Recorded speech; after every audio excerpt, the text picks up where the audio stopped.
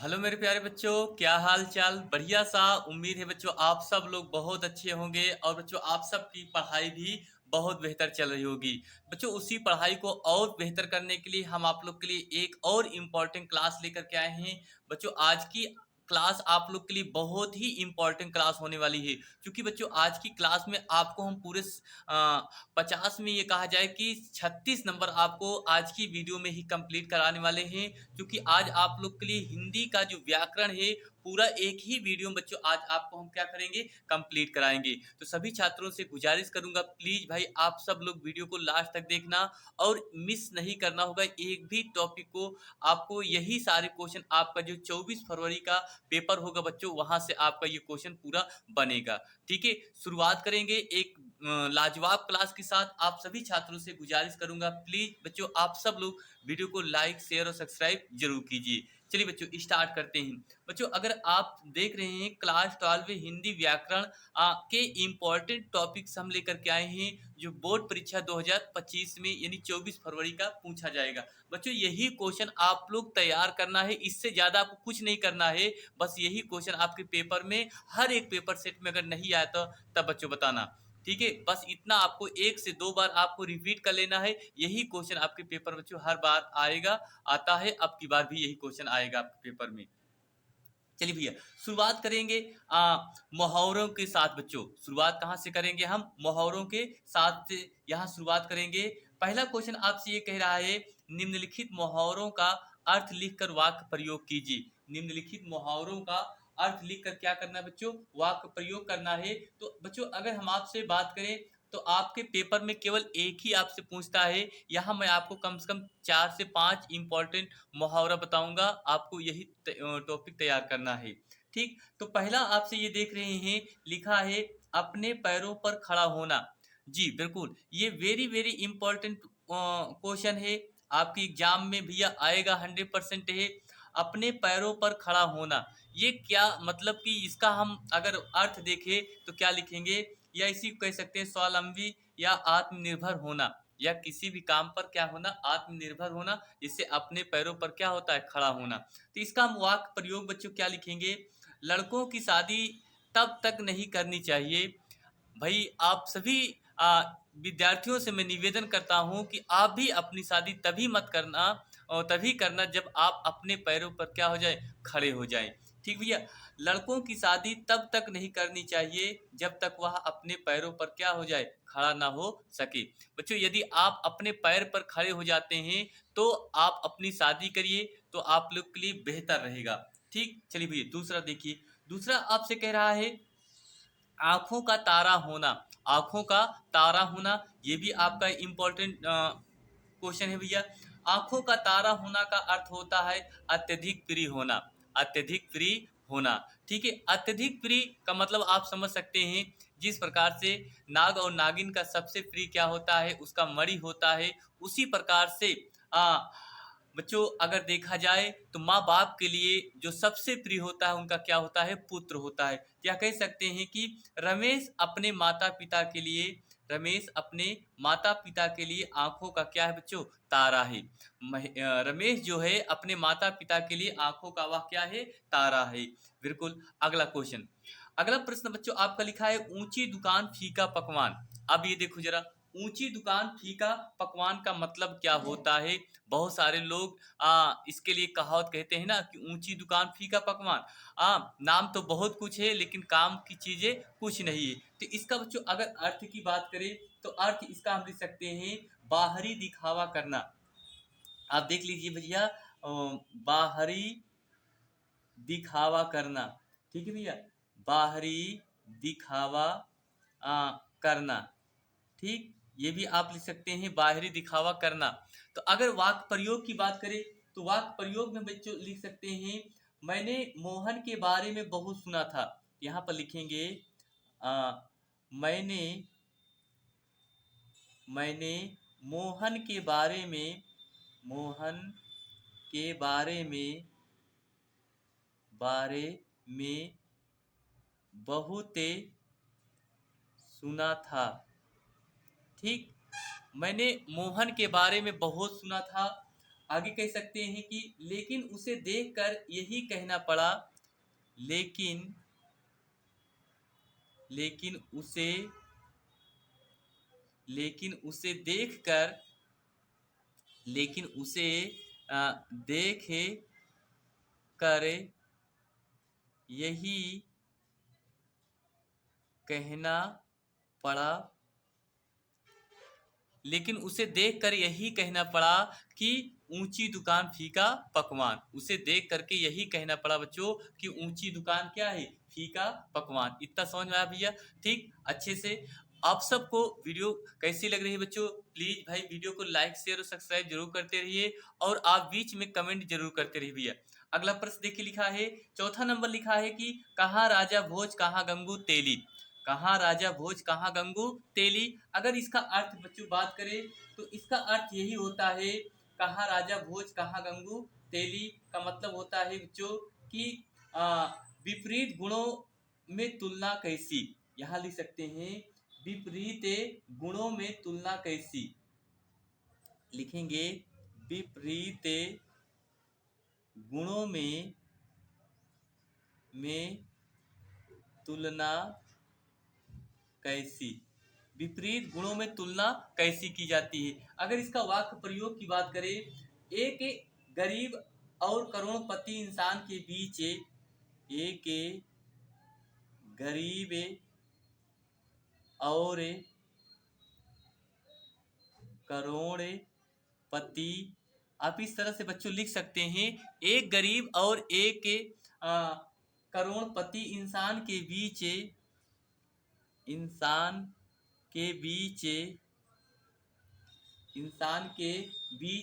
कैसा संबंध है, कैसा संबंध है। इनको देखकर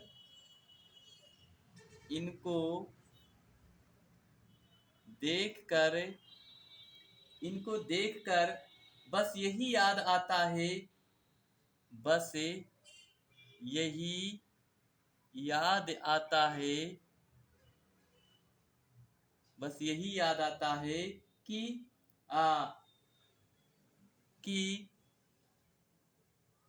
कहाँ राजा भोज, कहाँ राजा भोज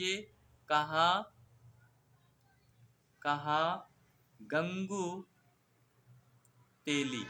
ये ठीक, यही तो कहावत हुई ना बच्चों कि एक गरीब और करोड़पति इंसान के बीच कैसा संबंध है। इनको देखकर बस यही याद आता है कि कहाँ राजा भोज कहाँ गंगू तेली। ठीक भैया, ये आपके बहुत इंपॉर्टेंट क्वेश्चन है।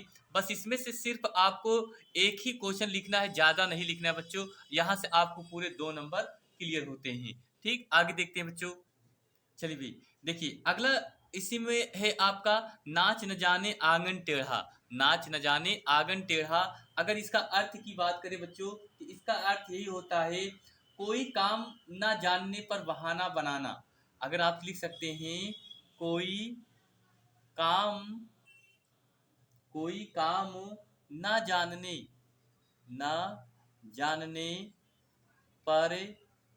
जानने पर बहाना बनाना। ठीक है, या आप एक तरीके से और लिख सकते हैं, किसी काम को करने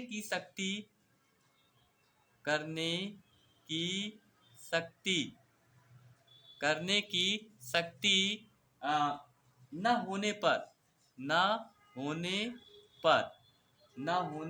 पर दूसरों को दोष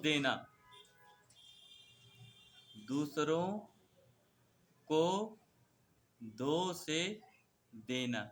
ये इसका अर्थ ये भी हो सकता है कि नाच न जाने आंगन टेढ़ा का मतलब ये होता है, कोई काम न जानने पर बहाना बनाना, या किसी काम करने की शक्ति ना होने पर दूसरों को क्या बनाना, दोष बनाना। ठीक, अगर बच्चों इसका हम वाक्य प्रयोग की बात करें तो इसका वाक्य प्रयोग यही होता है, कह सकते हैं वह सब से कहती फिरती।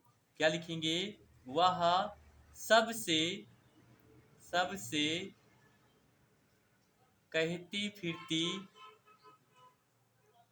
वह सबसे कहती फिरती है कि है कि कि वह नृत्य में, वह नृत्य में माहिर है। वह नृत्य में क्या है? माहिर है। वह नृत्य में माहिर है। जब उसे नृत्य करने के लिए, जब उसे नृत्य नृत्य करने के लिए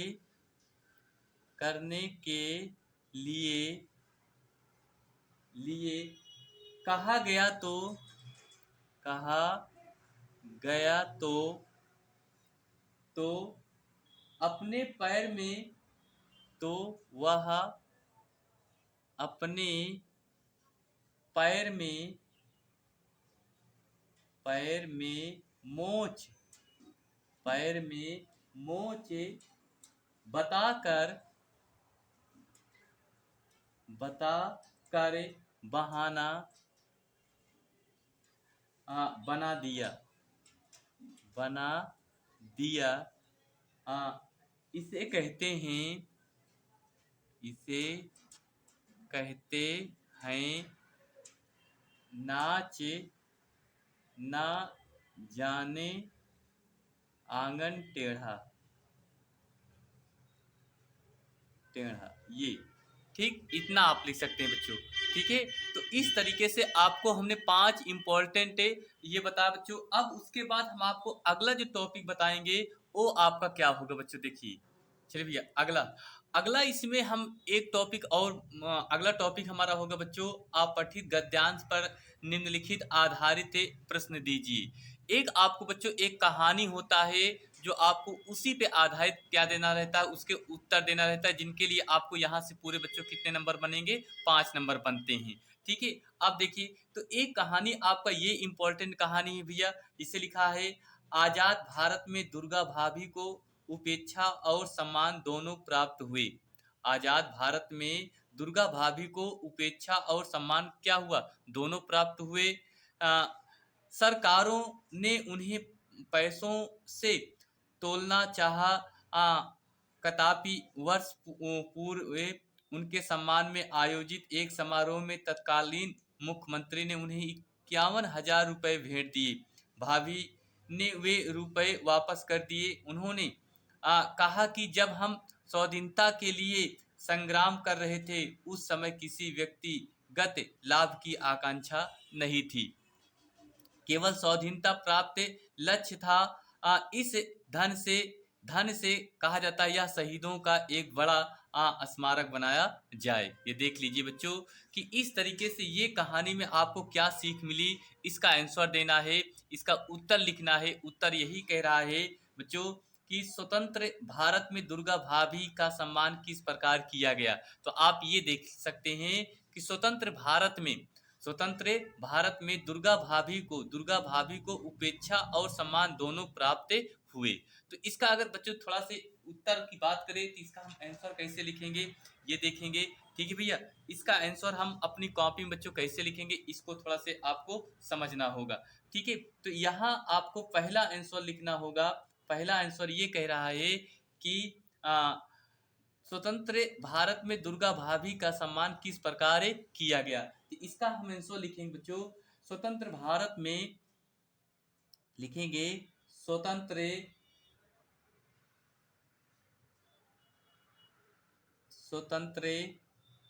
भारत में दुर्गा भाभी को उपेक्षा और सम्मान दोनों प्राप्त हुए।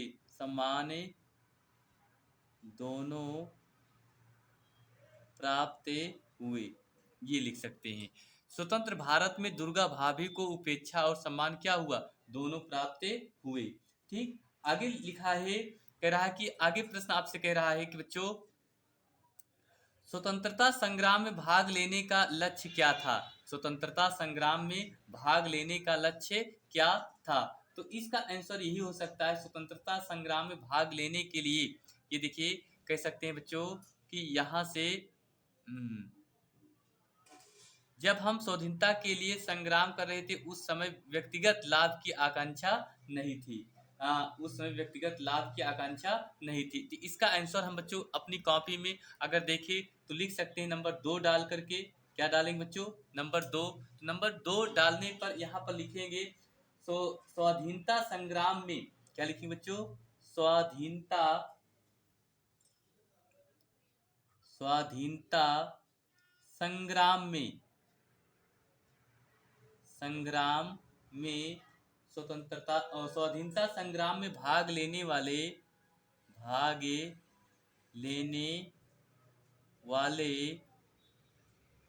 वाले भाग लेने वाले नहीं भाग लेने का लक्ष्य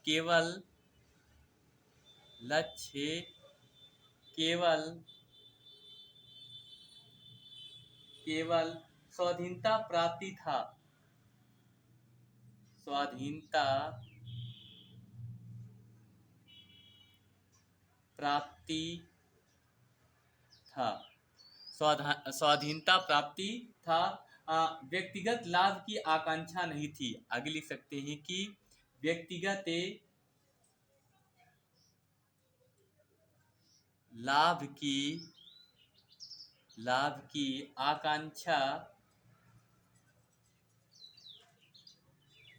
आकांक्षा नहीं थी। ये क्लियर बच्चों? इतना आप लिख सकते हैं। उसके बाद फिर अगर देखा जाए बच्चों, आपका जो तीसरा प्रश्न कह रहा है, तीसरा प्रश्न इसमें लिखा है दुर्गा भाभी को सम्मान में जो धन भेंट किया गया उसे किस हेतु में प्रयोग के लिए लौटा दिया जाए। ठीक है, तो इसका आंसर यही है कि दुर्गा भाभी की, अब देखिए यहां से लिख सकते हैं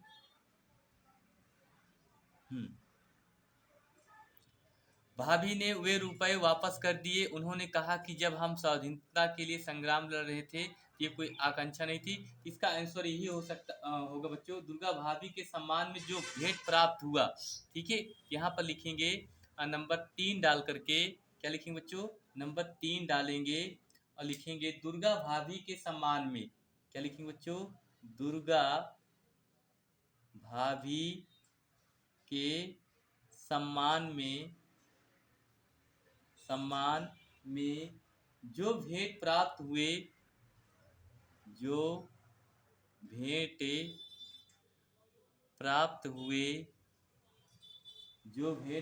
हुए उनके शहीदों का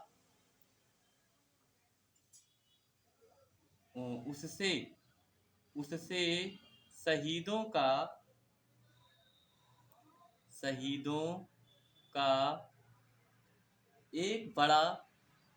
एक बड़ा स्मारक बनाने के लिए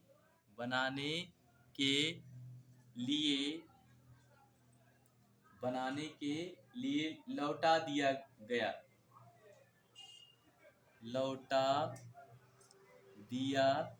गया। ये बच्चों ठीक। तो इस तरीके से यहाँ से बच्चों आपको पूरे यहाँ अगर आप इतना कर देते हैं तो यहाँ से आपको बच्चों कितने नंबर बनेंगे? 5 नंबर बन जाएंगे बिल्कुल आसानी से। ठीक भैया, समझ में आया आपको? अच्छे से जरूर समझ में आया होगा। चलिए बच्चों आगे देखते हैं।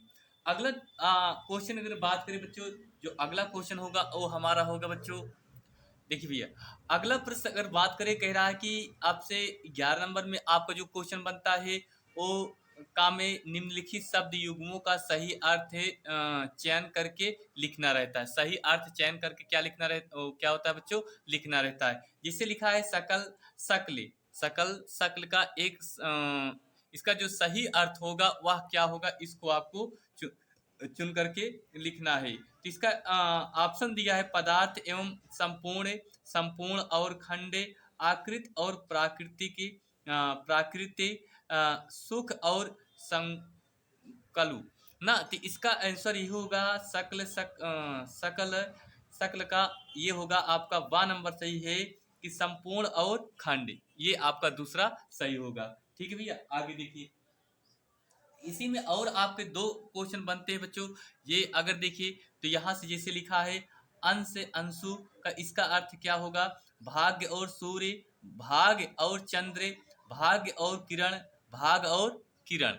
ठीक है, तो इसका अंश यही होता है कि भाग और क्या होता है बच्चों? किरण होता है। क्लियर। अब उसके बाद फिर देखिए, कह रहा है कि निम्नलिखित शब्दों में से किसी एक शब्द के दो अर्थ लिखना रहता है। किसी निम्नलिखित शब्दों में से किसी एक शब्द के कितने अर्थ लिखना रहता है बच्चों? दो अर्थ आपको लिखने रहते हैं। ठीक, आगे देखिए भैया। देखिए, तो जिससे आपका पहला लिखा है धरा, मित्र, जलज। तो सिर्फ बच्चों इसमें आपको दो ही का लिखना है। जैसे अगर आपसे कहा जाए मित्र, बड़ा आसान होता है, तो मित्र को आप लिख सकते हैं क्या? दोस्त लिखेंगे। क्या लिखेंगे बच्चों? दोस्त लिखेंगे। इतना समझ में आया? क्या लिखेंगे भैया? दोस्त लिखेंगे। उसके बाद फिर और अगर कहा जाए, ये थोड़ा सा यहाँ बता देते हैं, ये दोस्त, क्या लिखेंगे बच्चों? दोस्त लिखेंगे। कामा करके आप इसको लिख सकते हैं, सखा भी लिख सकते हैं। क्या लिख सकते हैं बच्चों? सखा भी लिख सकते हैं, और सूर्य भी तो लिख सकते हैं ना भैया। सिर्फ केवल आप अपनी कॉपी में एक ही लिखना है और ज्यादा कुछ नहीं लिखना है। उसके बाद जलज की बात करें, तो जलज को आप लिख सकते हैं बच्चों, क्या लिख सकते हैं? कमल लिख सकते हैं। क्या लिख सकते हैं? कमल लिख सकते हैं, और मोती भी लिख सकते हैं। क्या लिख सकते हैं बच्चों? मोती लिख सकते हैं। ये हो गया आपका। ठीक, फिर उसके बाद आपका गा नंबर में कह रहा है कि निम्नलिखित वाक्यांशों के लिए सही शब्द का चयन करके लिखना है। सही शब्द का चयन करके लिखना है। कह रहा है कि जिसका कहीं भी अंत ना हो, जिसका कहीं भी अंत ना हो उसे क्या कहेंगे? अगण, अंतिम, अनंत, गण। तो इसका मतलब ये होता है कि जिसका कहीं भी अंत ना हो, ना होता हो, तो उसको लिख सकते हैं क्या बच्चों? अनंत कह सकते हैं। क्या कह सकते हैं बच्चों? अनंत कह सकते हैं। क्लियर। आगे देखिए, फिर कह रहा है जानने की इच्छा रखने वाला, जानने की इच्छा रखने वाला को आप क्या कह सकते हैं? तो जानने की इच्छा रखने वाले को हम भैया क्या कहेंगे? देखिए, जानकार कहेंगे, जिज्ञासु कहेंगे, ज्ञानी कहेंगे, बुद्धिमान। तो जो जानने की इच्छा रखता है वही तो जिज्ञासु कहलाता है ना भैया। इसका आंसर क्या होगा? बा सही होगा, जिज्ञासु। क्लियर भैया, समझ में आया? अच्छा, अगला प्रश्न देखिए। अगला प्रश्न आपसे ये कहता है कि निम्नलिखित में से किन्हीं दो वाक्यों को शुद्ध करके लिखना है। आपको ये चार इसमें क्वेश्चन दिए रहेंगे। कितने क्वेश्चन बच्चों? चार क्वेश्चन। तो चारों क्वेश्चन को आपका आंसर भैया दो ही में लिखना है। कितने में लिखना है? दो में लिखना है। इसे लिखा है परीक्षा पद्धति बदलना चाहिए। परीक्षा पद्धति बदलना चाहिए। तो इसका हम अगर शुद्ध करके अर्थ लिखें बच्चों, ये लिख सकते हैं परीक्षा, क्या लिखेंगे? परीक्षा पद्धति, परीक्षा पद्धति बदलनी चाहिए कह सकते हैं। क्या लिखेंगे बच्चों? परीक्षा जो पद्धति है वो क्या होनी चाहिए? बदलनी चाहिए, ये लिख सकते हैं। क्लियर, समझ में आया नहीं? तो कह रहा है कि परीक्षा पद्धति बदलना चाहिए, तो आप इसका शुद्ध करके क्या लिखेंगे? परीक्षा पद्धति बदलनी चाहिए। क्लियर भैया। अब उसके बाद क्या लिखा है? मैंने अनेकों बार यात्रा की है। आप देखो ये गलत लिखा है ना। कह रहा है मैंने अनेकों बार यात्रा की है। तो इसका अगर सही अर्थ देखा जाए तो इसको हम लिख सकते हैं मैंने अनेक बार यात्रा की। मैंने कितनी बार यात्रा की? अनेक बार यात्रा की। यहाँ इसका हम लिखेंगे मैंने, क्या लिखेंगे? मैंने अनेक, अनेक बार यात्रा की है। मैंने अनेक बार यात्रा की है। क्लियर भैया, ये आपको समझ में आ गया। ठीक, उसके बाद फिर आप देखिए, जैसे यहाँ पे लिखा है केवल यहाँ चार पुस्तकें रखी हैं। केवल यहाँ चार पुस्तकें रखी। तो इसको बच्चों अगर देखा जाए तो इसका अर्थ आप यही लिख सकते हैं, देखिए इसको आप ऐसे भी लिख सकते हैं केवल यहाँ चार पुस्तक रखी हैं, या आप इसको ऐसे लिख सकते हैं यहाँ केवल, क्या लिख सकते हैं? आगे पीछे भी कर सकते हैं। यहाँ केवल 4 पुस्तकें, ठीक, पुस्तकें रखी हैं। यहाँ केवल कितने पुस्तकें रखी हैं? 4 पुस्तकें रखी हैं। फिर अगला कह रहा है महादेवी वर्मा एक प्रसिद्ध कावित्री हैं। अब यहाँ आपसे कह रहा है, देखिए भैया, तो इसका अर्थ ये होगा कि वर्मा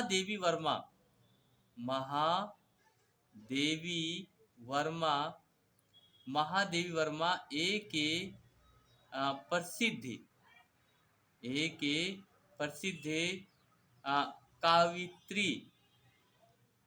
कावित्री हैं। ये हो गया आपका। क्लियर भैया? तो इस तरीके से आपको एक एक पॉइंट को बच्चों याद करना होगा। तैयार कर लीजिए, आपको पूरे नंबर यहाँ से बन जाएंगे। ठीक, उसके बाद भैया फिर अगला आपसे प्रश्न कह रहा है कि श्रृंगार रस अथवा वीर रस का लक्षण और उदाहरण सहित लिखना है। अब देखिए, या तो आप श्रृंगार रस लिखिए अथवा वीर रस लिखिए। इसका लक्षण भी लिखना है और एक क्या देना बच्चों, उदाहरण देना है, जिनके लिए आपको यहाँ से 1 + 1 बराबर कितना नंबर बनेगा? 2 नंबर बच्चों यहाँ से बन जाएगा। उसके बाद अब आपको हम बताएंगे कि इसमें वीर रस और श्रृंगार रस बच्चों कैसे लिखा जाता है, ये थोड़ा सा हम बात करते हैं। ठीक है, चलिए भैया देखते हैं। देखिए भैया, ये आपका वीर रस है। क्या है भैया? वीर रस। अब इसका हम परिभाषा लिखेंगे। देखिए भैया, वीर रस क्या होता है कि उत्साह नामक अस्थाई भाव, क्या लिखेंगे बच्चों? उत्साह नामक अस्थाई भाव, विभाव, अनुभाव और संचारी भाव के संयोग से वीर रस की दशा को क्या होता है? प्राप्त होता है। वीर रस की दशा को प्राप्त होता है। देखिए भाई, ये हो गया आपका इसका परिभाषा। ठीक, अगर इनके अस्थाई भाव इस प्रकार हैं। इनके अस्थाई भाव क्या है? इस प्रकार है। अस्थाई भाव इसमें क्या है? तो उत्साह है। क्या है बच्चों? उत्साह है। मेरे भाई, आपका अस्थाई भाव इसमें कौन है? उत्साह है। आलम्बन की अगर बात करें तो इसमें आलम्बन शत्रु है। क्या है बच्चों? शत्रु है इसका आलम्बन। उद्दीपन विभाव शत्रु की चुनौती। क्या लिखा है बच्चों? शत्रु की चुनौती। शत्रु की चुनौती। ठीक, या कह सकते हैं रणभेदी, भेरी। ठीक, ये भी आपसे हो सकता है। ये समझ में आया? उसके बाद फिर भैया अगर देखा जाए अनुभाव, क्या लिखा है बच्चों? अनुभाव। तो इसका अनुभाव जो होगा आपका, ये कह रहा है कि रोमांच है। क्या है भैया? अनुभाव अगर देखा जाए तो रोमांच से, ठीक, रोमांच से। और उसके बाद पुला के, ये भी हो, पुला के धैर्य स्मृति, धैर्य भी है, स्मृति भी है। क्या बच्चों? स्मृति भी है। फिर उसके बाद अगर आश्रय की बात करें तो इसका जो आश्रय है संसार से विरक्त पुरुष। क्या लिखेंगे? संसार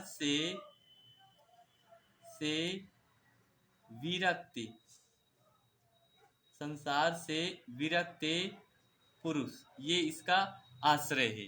क्लियर? उसके बाद संचारी भाव की अगर बात करें तो संचारी भाव इसका है मति, हर्ष, धीति, कामा करके लिखेंगे मत की बात लिख सकते हैं। हर्ष स्मरण भी है। क्या बच्चों? स्मरण भी है। और आपका वियोग आदि, ये इसका मतलब संचारी भाव है। ये इतना समझ में आया बच्चों? ठीक, उसके बाद हम देखेंगे बच्चों क्या, एक एग्जाम्पल। क्या देखेंगे भैया? एग्जाम्पल में अगर देखें तो इसका बच्चों एग्जाम्पल लिखेंगे, ध्यान से देखना। मंगल सगुन होय सब काहू, लिखेंगे बच्चों, मंगल सगुन होय सब काहू, फरक ही सुखद बिलोचन बाहू। ठीक, भरत ही साहस समाज उछाहू, मिल हई राम मिटहि दुख दाहू, ये इसके एग्जाम्पल है। ठीक भैया, ये आपको समझ में आया। तो इस तरीके से बच्चों यहाँ आपको दो रस में से एक रस ही लिखना है। कहा जाए या आप लिख सकते हैं बच्चों श्रृंगार रस अथवा वीर रस, या अगर देखा जाए तो आप उसके बाद वीर रस भी या श्रृंगार रस भी लिख सकते हैं। ठीक, फिर अगला आपका है अलंकार है। क्या लिखा है बच्चों? अलंकार। तो अलंकार में आपको श्लेष अलंकार अथवा उत्प्रेक्षा अलंकार लिखना है। ये भी आपको यहाँ से 1+1 नंबर बराबर 2 नंबर बन जाएंगे। उसके बाद सोरठा छंद अथवा कुंडलिया छंद, इसका भी आपको यहाँ से 1+1 यानी 2 नंबर बन जाएंगे। ये भी ठीक है भैया, ये इतना करना। उसके बाद फिर आपको बच्चों आगे जाएंगे तो आपका 13 नंबर जो होता है प्रार्थना पत्र होता है। इसको भैया आप लोग लिख लेना, मैंने वीडियो में बताया है, आप लोग जा करके देख लीजिए। उसके बाद ये आपका आवेदन पत्र है बच्चों। क्या है आपका आवेदन पत्र? ऋण प्राप्ति हेतु बैंक के शाखा प्रबंधक को आवेदन पत्र लिखिए, ये भी आपका इंपॉर्टेंट है। इसके लिए भी मैंने वीडियो बताई है, आप लोग जा करके देख सकते हैं। अन्यथा उसके बाद फिर लिखा है कि 14 नंबर में आपका निबंध रहता है। क्या रहता है बच्चों? निबंध रहता है। निम्नलिखित विषयों में से किसी एक विषय पर अपनी भाषा शैली में निबंध लिखना है। राष्ट्रीय एकता, वर्तमान समय की आवश्यकता, आतंकवाद की समस्या, कारण और समाधान, पर्यावरण प्रदूषण और निराकरण के उपाय, आधुनिक शिक्षा पद्धति की दिशा और दशा, ये इस पे लिखना है। तो इस तरीके से बच्चों अगर आप लोग इस वीडियो को आप सब लोग अच्छे से 1-2 बार बच्चों रिपीट कर लेते हैं तो बस आपके पास समय ज़्यादा नहीं है, आप लोग अच्छे नंबर से बच्चों क्या करेंगे? पास हो जाएंगे। ठीक भैया, चलिए बस आज के लिए इतना ही। मिलेंगे अगली क्लास में। आप सब लोग बच्चों अच्छी से तैयारी करते रहिए। यही उम्मीद करता हूँ अब की बार आपका जो सिलेबस है बहुत बेहतर बच्चों तैयारी हो चुकी है और हर एक विषय को आप अच्छे से कवर कीजिए। चलिए बच्चों बस इतना ही, मिलते हैं अगली क्लास में। थैंक यू, आप सभी छात्रों को बहुत बहुत दिल से धन्यवाद देता हूँ, आपने इतना समय आशीर्वाद प्यार दिया। थैंक यू, आप सभी छात्रों को बहुत बहुत धन्यवाद।